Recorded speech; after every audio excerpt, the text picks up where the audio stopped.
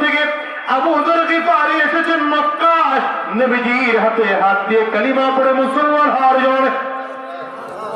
আবু যর গিফারি রাদিয়াল্লাহু আনহু ইসলামের ৫ম নম্বর কালিমা পড়নেওয়ালা মুসলমান। ইসলামের অবস্থা ওই সময় কেমন তোমরা জানো নি?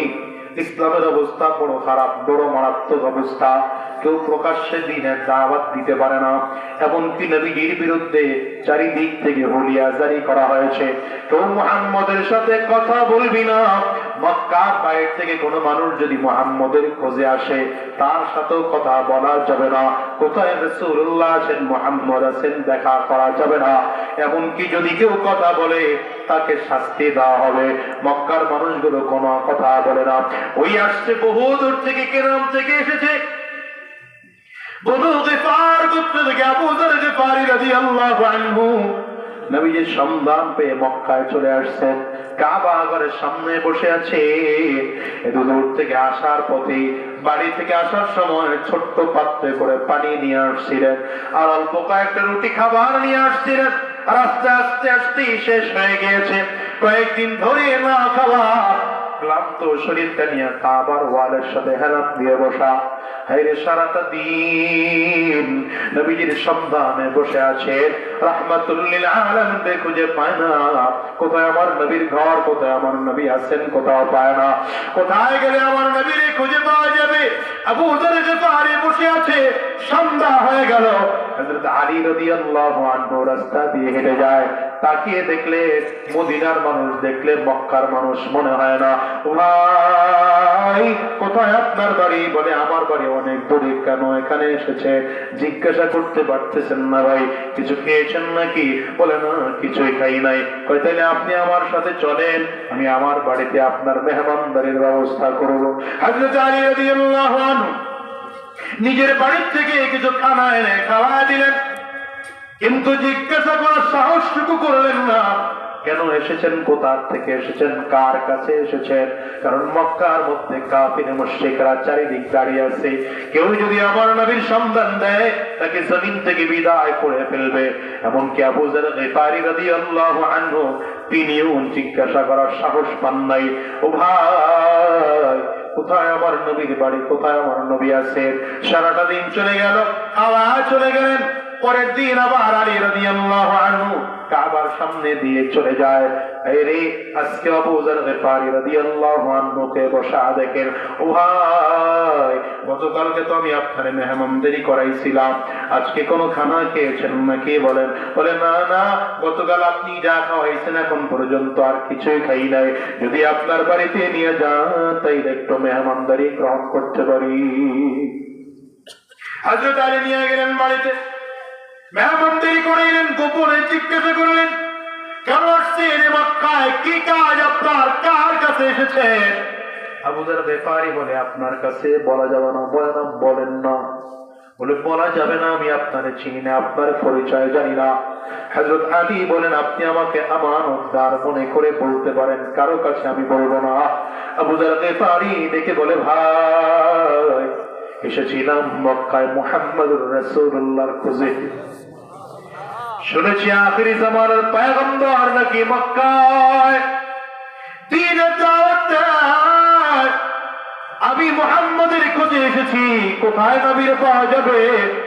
হযরত আলী রাদিয়াল্লাহু আনহুর কথাটা শুনে চোখ দিয়ে পানি বের করতে আরম্ভ করেছে। ও ভাই রে, এই কথা তুমি আমার সামনে বলতে লজ্জা পাও, শরম পাও, ভয় করো? ভয় পাওয়ার কোনো কারণ নাই। আয় আমার বুকে আয়। দুই ভাই কোলাকুলি করতেছে আর কান্না করতেছে। হ্যাঁ ভাই আমি কে জানো? তুমি জানো আমার নাম আলী।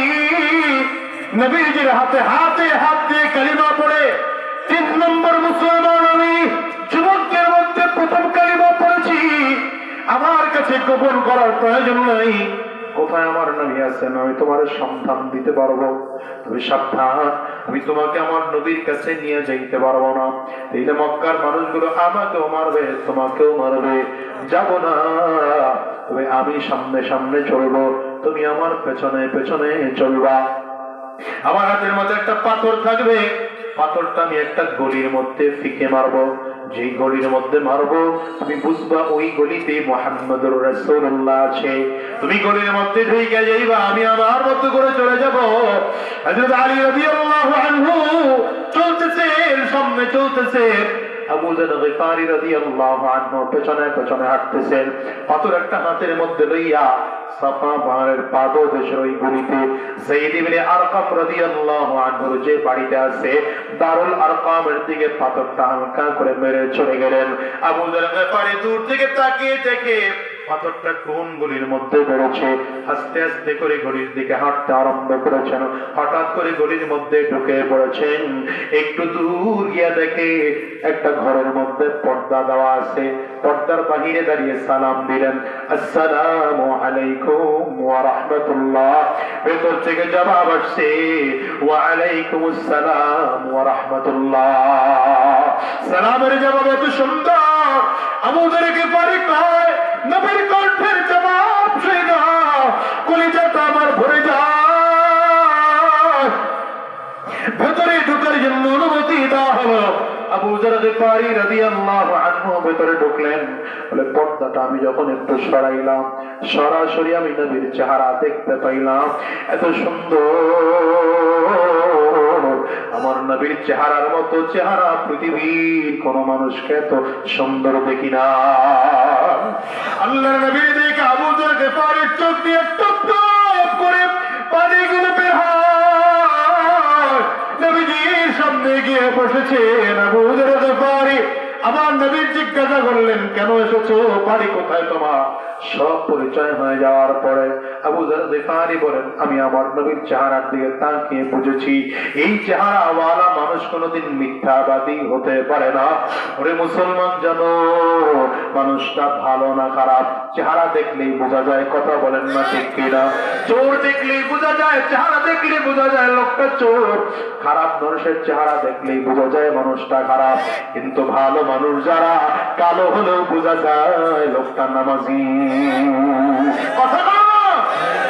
কারণ যারা আমলের মধ্যে থাকে, নামাজ তো ছাড়ে না, দ্বীনের রাস্তায় চলে, এই মানুষগুলোর চেহারার দিকে তাকিয়ে দেখবা লোকটা বড় কালো, কালো এত কালো, কিন্তু লোকটার চেহারার মধ্যে আল্লাহর নূর খুঁজে পাওয়া যায়। আল্লাহর বান্দা, আল্লাহু আকবার। আবু যর গিফারি রাদিয়াল্লাহু আনহু বলেন, আমি আমার নবীর চেহারার দিকে তাকিয়ে দেখলাম এত সুন্দর, এই সুন্দর চেহারাওয়ালা মানুষ তো কোনোদিন মিথ্যা কথা বলতে পারে না। হাতটা বাড়িয়ে দিলেন নবী, আমার হাতটা আপনার হাতের উপরে রেখে যান আর আমার কালিমা পড়ে যান। এতদিন আমি জাহান্নামের আসামি ছিলাম, আর জাহান্নামের আসামি থাকতে চাই না, এখন জান্নাতের মেহমান হয়ে যেতে চাই। নবীজির হাতে হাত দিয়ে কালিমা পড়েছেন, লা ইলাহা ইল্লাল্লাহ মুহাম্মাদুর রাসূলুল্লাহ, আশহাদু আল্লা ইলাহা ইল্লাল্লাহ ওয়া আশহাদু আন্না মুহাম্মাদান আবদুহু ওয়া রাসূলুহু। ও দুনিয়ার মুসলমানেরা, আমি বোঝাতে চাই এই দুনিয়ায় হিদায়াত আল্লাহ তাআলা সবাইকে দেন না। যদি হিদায়াত সবাই পাইতো, আবু জাহাল হিদায়াত প্রাপ্ত হয়ে জমিন থেকে বিদায় হতো, আবু তালেব হিদায়াত প্রাপ্ত হয়ে জমিন থেকে বিদায় হতো, আবু লাহাব হিদায়াত প্রাপ্ত হয়ে জমিন থেকে বিদায় হইতো। কিন্তু না না, মদিনার মানুষগুলো হিদায়াত পাইছেন। ওই আবু যর গিফারি কি নাম থেকে সে হিদায়াত প্রাপ্ত হয়েছেন। ওই যুবক, আজকে রাত পর্যন্ত যারা বসেছো, অনুরোধ করে গেলাম, হারাম রাস্তা ছেড়ে দাও, গুনাহের রাস্তা ছেড়ে দাও। মাঝে মাঝে তাহাজ্জুদ নামাজের মধ্যে দাঁড়ায়া দাঁড়ায়া চোখের পানি ফেলায়া বলবা, ওগো মালিক, হিদায়াতের রাস্তা যদি না দেখাও, জান্নাতের রাস্তা যদি না দেখাও, জাহান্নাম ছাড়া আমার আর দ্বিতীয় কোনো উপায় নাই। ওগো আল্লাহ, আমি আমার চোখ দিয়ে জীবনে কত গুনাহ করেছি, হাত দিয়ে জীবনে কত গুনাহ করেছি, পা দিয়ে জীবনে কত